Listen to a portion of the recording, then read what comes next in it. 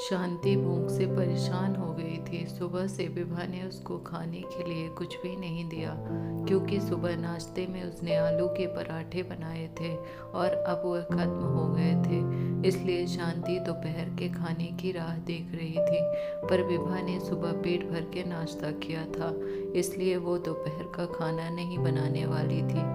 अत्यंत भूख से परेशान हो रही शांति विभा के पास गई और बोली, बहू मुझे बहुत जोरों से भूख लगी है, खाने के लिए कुछ भी दे दे। शांति का कहना सुनकर विभा मुंह टेढ़ा करके बोली, दिन भर सिर्फ आपको भूख ही लगती है, दूसरा तो कुछ भी काम नहीं रहता आपको। उस टेबल पर चने रखे हैं, वही खाकर पानी पीकर सो जाओ। आज दोपहर को मैं मेरी फ्रेंड के साथ बाहर जाने वाली हूँ, इसलिए खाना तो रात को ही बनाऊंगी। सुन के शांति का मन उदास हो गया। फिर शांति धीरे धीरे बोली, तू कहे तो मैं खुद के लिए कुछ बना लूं। विभा गुस्से में बोली, एक व्यक्ति के लिए खाना बनाओगी क्या आप? सोचकर विभा किचन में गई और उसने फ्रिज में रखे हुए बासी चावल निकाले। अचार के साथ वह चावल एक थाली में परोसकर शांति के आगे रखकर बोली कि खा लो। और ऐसा कहकर पर्स लेकर विभा घर के बाहर चली गई। चावल फ्रिज में रखे थे, तब भी वह खराब हो गए थे, उनसे गंदी बदबू आ रही थी। शांति ने गुस्से से वह चावल डस्टबिन में डाल दिए। इसके बाद उसने दाल चावल निकाल कर अपने लिए गरम गरम खिचड़ी पकाई और पुदीने की चटनी के साथ खाई और सब बर्तन घिस कर किचन साफ किया और चुपके से अपने रूम में जाकर सो गई। विभा ने भले ही खाना पकाने से मना किया था, पर यह घर उसका भी था और वह खुद का खाना खुद बना सकती है। दूसरे दिन सुबह शांति अपने रूम में बैठी थी। उतने में उसका बेटा सुरेश उधर गया और बोला, माँ आजकल महंगाई बहुत बढ़ गई है, मुझे घर खर्च चलाना भी बहुत कठिन हो रहा है। ऊपर से पापा की 13वीं पर बहुत खर्च हुआ। माँ मैं सोच रहा हूँ कि एक रूम किराए पर दिया जाए, घर का किराया आने पर घर खर्च में थोड़ी मदद होगी। शांति बोली, बेटा तुझे जो ठीक लगे तू वही कर। उसके बाद सुरेश गला साफ करते हुए बोला, माँ तेरा रूम खाली कर दे और नीचे के छोटे रूम में शिफ्ट हो जा। उस छोटे रूम में टॉयलेट और बाथरूम नहीं है, तो उसे कोई किराए पर नहीं लेगा। शांति चौंक गई और बोली, पर वह रूम छोटा है और वो तो स्टोर रूम है, मैं उधर रहूंगी तो टॉयलेट बाथरूम कैसे जाऊंगी? सुरेश बोला, माँ तू आंगन के टॉयलेट में जाया कर, तू तो घर ही रहती है ना। जिसको हम रूम किराए पर देने वाले हैं उसको तो सारी सुख सुविधा चाहिए होगी। वैसे भी यह रूम भी बहुत बड़ा है, पापा के जाने के बाद तुझे इतने बड़े रूम की क्या ज़रूरत है? शांति कुछ क्षण शांत रही और सोचने के बाद बोली, टेरेस पर जो रूम है वह भी हम किराए पर दे सकते हैं, उस रूम में सब सुख सुविधा है। उस पर सुरेश बोला, नहीं माँ वह रूम हम किराए पर नहीं दे सकते, वह अपने मेहमानों के लिए रखा है। तुझे तो अच्छे से पता है कि विभा के मायके वालों का आना जाना चालू रहता है, इसलिए एक्स्ट्रा रूम मेहमानों के लिए रखना पड़ेगा। शांति सब समझ गई थी कि बेटे ने तो उसका ही रूम किराए पर देने का निर्णय लिया है, क्योंकि वह बुढ़ापे में बेटे और बहू पर आश्रित थे। इसलिए सुरेश ने जो कहा उस पर शांति ने ज़्यादा विरोध नहीं किया। उसने अपना थोड़ा सामान लिया और छोटे रूम में शिफ्ट हो गई। उधर पुराने छोटे रूम में उसका जी घुट रहा था, तब भी वहाँ उस रूम में दिन काट रही थी। नया किराएदार आया था, सब पहले जैसा चल रहा था। घर में आए हुए किराएदार का नाम अभय था, एक एनजीओ में काम करता था। वह हर रोज विभा और सुरेश शांति के साथ कैसा सलूक करते थे वह देखता था। वह देखकर उसको बहुत बुरा लगता था। धीरे धीरे शांति अभय को अपने बेटे जैसा मानने लगी। अभय भी आते जाते शांति का हालचाल पूछा करता था, उसका ख्याल रखता था। सुरेश और विभा को शांति से कुछ लेना देना नहीं था। विभा बचा हुआ खाना उसके थाली में रखकर जाती और बेटा तो उसकी तरफ देखता भी नहीं था।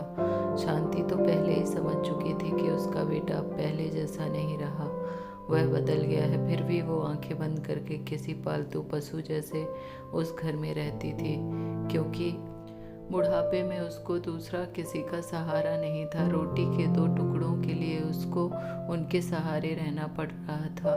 कभी कभी शांति को बहुत रोना आता था। शांति अभय को अपने मन की बात बताने लगी। उनके पति की मौत बेटे की लापरवाही से हुई थी, पर वो ज़्यादा नहीं बोल पा रही थी।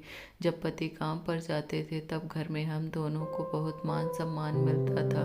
जब वह काम करने में असमर्थ हो गए तब सुरेश को उन्होंने घर खर्च में मदद के लिए कहा। यह बातें सुरेश को मन को बहुत लगी। जब तक पति घर चला रहे थे सुरेश अपने सब पैसे बचा लेता था, पर अब शर्म से और मजबूरी में उसको घर चलाना पड़ रहा है। धीरे धीरे माँ बाप का खर्च उसको बोझ लगने लगा, लेकिन वह स्पष्ट रूप से कुछ भी नहीं कह सकता था। इस बीच पति का स्वास्थ्य बहुत बिगड़ गया और वह चल बसे। डॉक्टर के पास जाने से पता चला कि उनको निमोनिया हुआ था।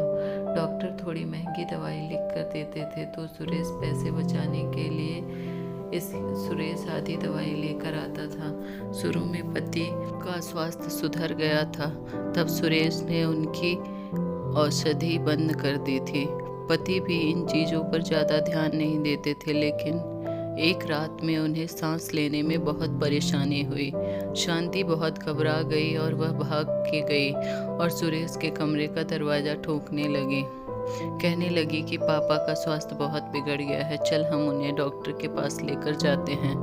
उस पर सुरेश बोला, माँ मुझे अब सोने दे, मुझे बहुत नींद आ रही है, हम सुबह पापा को डॉक्टर के पास लेकर जाएंगे। ऐसा कहकर उसने दरवाज़ा बंद कर लिया था। शांति रात भर पति के तकिए के पास चिंतित बैठी रही। कभी छाती को तेल लगाकर मालिश कर रही थी तो कभी भाप दे रही थी, पर भगवान को कुछ अलग स्वीकार था। सुबह तक उनकी मृत्यु हो गई थी। घर में कब्रिस्तान जैसी शांति थी। सुरेश रोने का नाटक करने लगा। विभा तो ऐसे रो रही थी कि जैसे उसको वास्तव में ससुर चले गए इस बात का बहुत दुख हो। सबसे ज़्यादा धक्का लगा सिर्फ शांति को, पर वह कुछ बोल नहीं पा रही थी। शांति के आंखों से आंसू आ रहे थे और उसके होंठ थर थर काँप रहे थे, जैसे कि वो कहना चाहती हो कि अब रोने का नाटक क्यों कर रहे हो, मेरे पति की मौत के आप दोनों जवाबदार हो। पर वह कुछ बोल नहीं पाई। क्रियाक्रम कर दिया गया। शांति के दिमाग में हमेशा एक बात चलती थी, सुरेश ने लापरवाही नहीं की होती तो आज मेरे पति जिंदा होते। उनकी मौत के बाद विभा और सुरेश का व्यवहार बहुत बदल गया। शांति को भी उनके व्यवहार की आदत पड़ गई, इसलिए वह उनकी तरफ से कोई भी अपेक्षा नहीं रखती थी, पर उसका मन उसे अंदर ही अंदर खाए जा रहा था। ऐसी औलाद को सबक भी नहीं सिखा सकती। एक दिन उनका किराएदार अभय उसके पास आया और शांति को कुछ बातें उसने समझाई। वह बातें सुनकर शांति के आंखों में एक नई उम्मीद जगी। दूसरे दिन सुबह शांति विभा और सुरेश के पास आई। बोली, मुझे तुम दोनों से बहुत ज़रूरी बात करनी है। मुझे ऐसा लग रहा है कि तुम दोनों को मेरे साथ रहने में प्रॉब्लम है, इसलिए मैंने सोचा कि मैं वृद्धाश्रम में रहूँगी। शांति का कहना सुनकर विभा बहुत खुश हो गई। सुरेश ने थोड़ा दुखी होने का नाटक किया। फिर थोड़ी देर में शांति ने उन दोनों के चेहरे के हाव भाव देखे और बोली, सुरेश तुझे दुखी होने की ज़रूरत नहीं है और विभा तुझे इतना खुश होने की ज़रूरत नहीं है। पहले मेरी सब बातें सुन लो।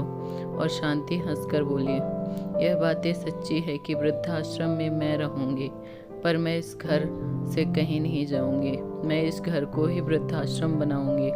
अब यहाँ तुम्हारे जैसे स्वार्थी बेटे और बहू यहाँ नहीं रहेंगे। मेरे जैसे बूढ़े लोग यहाँ रहेंगे। ये मेरा आखिरी निर्णय है। यह सुनकर सुरेश और विभा दोनों ही चौंक गए। सुरेश और विभा एक दूसरे की तरफ देखने लगे।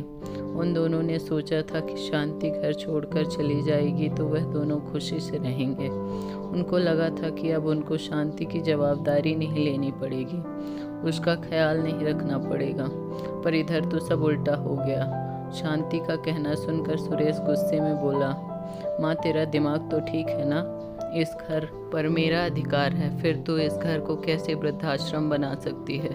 तू भूल रहा है बेटा, अभी तक ये घर मेरे ही नाम पर है। शांति गुस्से से बोली, तुम दोनों ने मुझे बहुत परेशान किया है, छोटी छोटी बातों पर मेरा अपमान किया है, बीमारी के वक्त भी मुझ पर ध्यान नहीं दिया, खाने पीने के लिए भी मुझे बहुत तरस आया। तेरे पिताजी भी तुझे छोड़कर चले गए। अगर मैंने कठोर निर्णय नहीं लिया तो मेरा भी वही हाल होगा जो तुम्हारे पापा का हुआ। इसलिए मैंने सोचा कि बेटे के झूठे प्यार के जाल में फंसने से अच्छा है मैं अपने बारे में सोचूं। सुरेश घुटनों पर आकर बोलने लगा, माँ मुझे माफ़ कर दे, हम दोनों तेरे अच्छे से ख्याल रखेंगे, तेरा कभी भी अपमान नहीं करेंगे, पर तू इस घर को वृद्धाश्रम मत बना। माँ थोड़ा सोच कर तो देख हमारा क्या होगा। शांति ऊंची आवाज़ में बोली, मैंने और तेरे पापा ने तुझे अच्छे संस्कार दिए थे, फिर भी तूने सिर्फ तेरे परिवार के बारे में ही सोचा, हमारा नहीं। फिर मैं तेरा कैसे सोचूं? तू तेरे परिवार का सोच, मेरी चिंता मत कर और जल्द से जल्द ये घर छोड़कर चला जा, क्योंकि इस घर में अब अच्छे लोग रहने आ रहे हैं। इतना कहकर शांति अपने रूम में चली गई। सुरेश और विभा शांति को जाते हुए देखते ही रह गए। शांति ने अपने जैसे बूढ़े लोगों को उसके घर में आश्रय दिया। अभय की मदद से वृद्धाश्रम अच्छे से चलने लगा।